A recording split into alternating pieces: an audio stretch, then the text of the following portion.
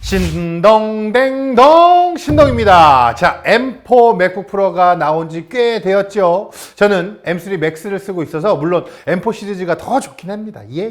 지금 시점에 성능 때문에 굳이 바꿀 필요 사실 없는 것 같아서 저는 좀 그렇게 느껴요. 아무튼간 크게 관심이 없었는데 아이패드 프로에 적용됐던 나노 텍스처를 똑같이 휴대용 기기인 맥북 프로에서 동일하게 사용할 수 있다는 점에서는 확실히 호기심이 생길 수밖에 없었죠. 그래서 M4 맥북 프로를 직접 구입하지 않고 나노 텍스처 옵션을 직접 경험하고 테스트해보기 위해서 잠시 빌려서 사용해보고 있습니다. 저의 좀 궁금한 점도 해결하고 또 이번에 이 맥북 프로 구입할 예정인 분들에게 이 옵션에 돈을 태울 만한지 아닌지에 대해서도 제가 확실히 알려드리도록 하겠습니다. 자, 일단 나노 텍스처가 적용된 맥북 프로를 써보니까요, 제가 그 프로 XDR 디스플레이에서부터 아이패드 프로까지 써오면서 느꼈던 그 장점 그대로 있습니다. 사실 이 평소에 맥북 프로를 쓰면서 빛 반사가 다른 디스플레이 대비 그렇게 심하거나 뭐 피곤하다고 느끼지는 못했었는데요, 어디까지나 비교군이 없어서 그랬지 이렇게 나란히 두고 사용해보면요, 어렵지 않게 나노 텍스처가 다양한 환경에서 더 편안하게 볼 수 있게 해준다고 쉽게 체감할 수가 있었습니다.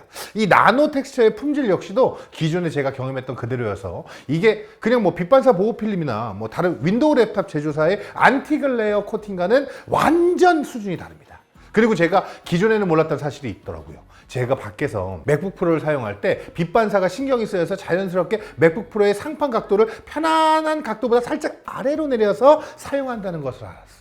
그냥 책상 위에 두고 눈과 수직이 되게 상판을 고정하게 되면 머리 뒤쪽에 밝은 부분이 디스플레이에 비치기 때문에 상판의 각도를 머리보다 몸통 쪽으로 살짝 굽혀서 사용해서 빛 반사를 좀 줄이는 것이 어쩌다 보니까 이게 참 자연스럽게 몸이 배어 있구나 싶더라고요. 야외에서만 해당되는 것이 아니고요, 의외로 이걸 몰랐네, 실내에서 머리 뒤쪽으로 조명이 있거나 창문이 있는 상황에서 꽤 빛 반사가 심해.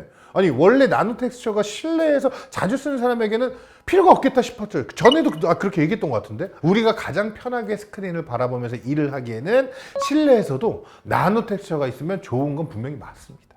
솔직히 여기까지는 제가 딱 기대했던, 우리가 잘 알고 있던 나노 텍스처의 장점이죠. 그런데 여기에 맥북 프로에서 써보면서 새롭게 알게 된 부분이 있습니다.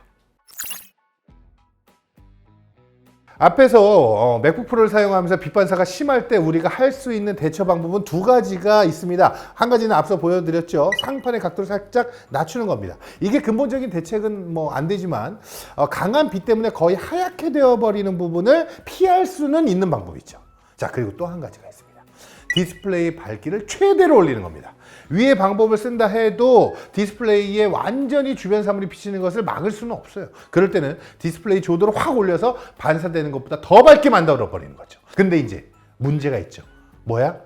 배터리 소모가 생각보다 더 많아져. 흔히들 스마트폰도 그렇고 태블릿이나 랩탑에서 디스플레이 자체가 화면을 표시하는데 배터리가 많이 들지 않는다고 생각하거든요. 그런데요, 이 화면을 보여주는 것의 배터리 소모량이 거의 1등입니다. 밝게 하면 1등으로 배터리를 제일 많이 먹어요.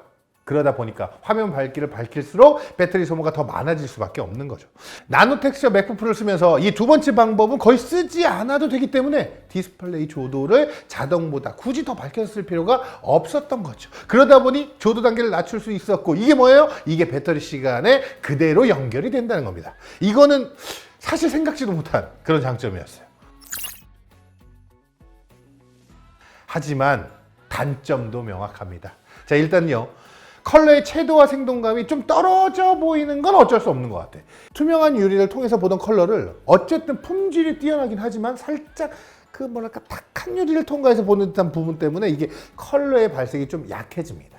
컬러 그레이딩을 직접 하는 입장에서 완벽하게 조도 컨트롤이 되는 스튜디오에서는 오히려 이건 안 쓰는 게 맞는 것 같아. 그런데도 이 실내 사무실이라도 창문이 있고 조명을 쓴다면 아무래도 이 나노 텍스처를 쓰는 것이 좋습니다. 이게 컬러 발색이 떨어져 보여서 결과물에 차이를 주는 건 아니고 그냥 사람 눈은 이 컬러보다 빛에 더 민감하기 때문에 오히려 조도 제어가 안 되는 환경에서는 빛을 편하게 맞출 수 있는 편이 유리하다는 거죠. 그리고요, 두 번째 단점은 역시 가격입니다. 환율 때문인지요. 22만 5천 원을 지불해야 됩니다. 이 옵션을 선택하려면 22만 5천 원. 사실 항상 내가 얘기하지만 뭐 저렴한 건 맞아요. 다른 거에 비해서 가격의 10%가량을 나노텍스처에 지불을 해야 하는 상황이에요.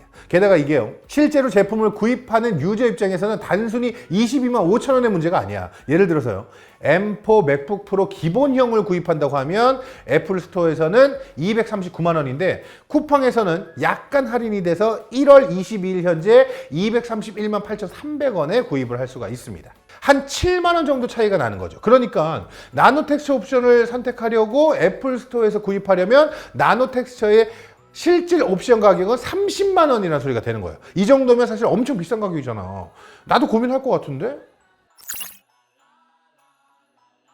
자, 이제 정해봅시다. M4 맥북 프로 10코어 10코어 기본형에 메모리 하나나 아니면 저장 공간 하나 정도 업그레이드해서 구입하려고 한다. 이거 넣지 마세요.